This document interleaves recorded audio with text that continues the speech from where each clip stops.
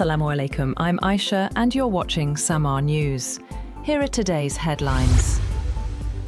President Donald Trump has defended his interim agreement with Iran amid growing criticism from both Democrats and some Republicans. In social media posts, Trump argued that the deal had weakened Iran and dismissed claims that Tehran emerged stronger from the conflict. The second phase of US-Iran negotiations is expected to begin within days, with Pakistani officials saying technical talks between Washington and Tehran cannot be postponed, despite the cancellation of a planned signing ceremony in Switzerland. Foreign Office officials said the agreement between the United States and Iran has already been signed, removing the need for a separate ceremony. Officials said the second round of broader talks is expected to take place after Muharram, as both countries move forward with implementing the recently signed agreement.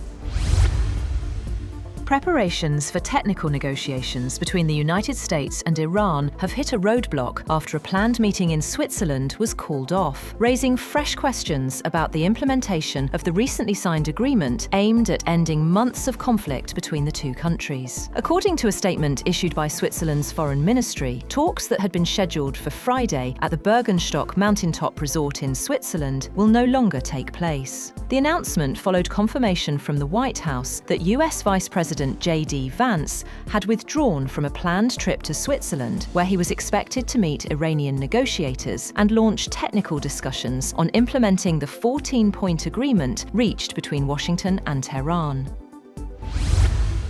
Iran's Supreme National Security Council has announced that no transit fees will be charged for vessels passing through the Strait of Hormuz for the next 60 days. In a statement, Council confirmed that commercial ships wishing to transit the Strait of Hormuz will not be required to pay any fees for 60 days. According to the Council, the costs normally associated with passage through the waterway will be fully covered by the Iranian government during this period. The statement explained that shipping activity would be gradually expanded as safety conditions improve and operational arrangements are completed.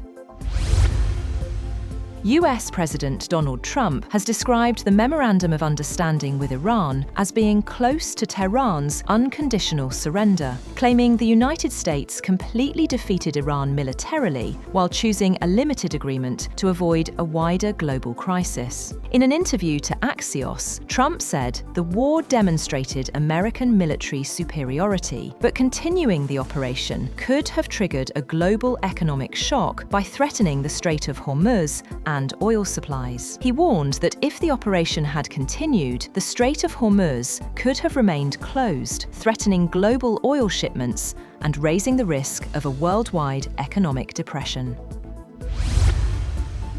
Iran says it will maintain the current status of its nuclear program until a final agreement is reached with the United States. Foreign Ministry spokesperson Esmail Baghaei also denied reports of new invitations for international inspections, saying future access to some nuclear sites will depend on ongoing negotiations.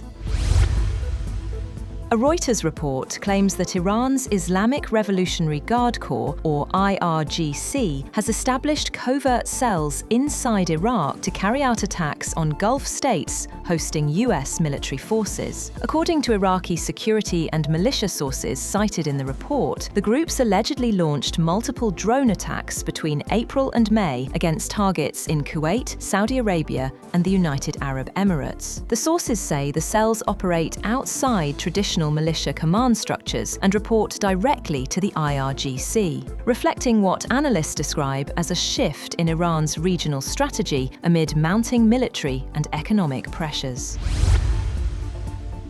Lebanon's health ministry says at least 47 people were killed and nearly 100 wounded in the latest Israeli airstrikes and bombardments. The reported casualties come as a new ceasefire between Israel and Hezbollah is due to take effect. The Israeli military says it continues to conduct air and ground operations targeting Hezbollah members and infrastructure, claiming the strikes are a response to repeated ceasefire violations. The attacks come at a sensitive moment for regional diplomacy, raising questions about the broader impact of ongoing military operations on efforts to stabilize the Middle East following the US-Iran agreement.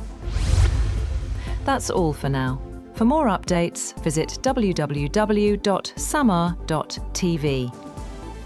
Thank you for watching Samaa News.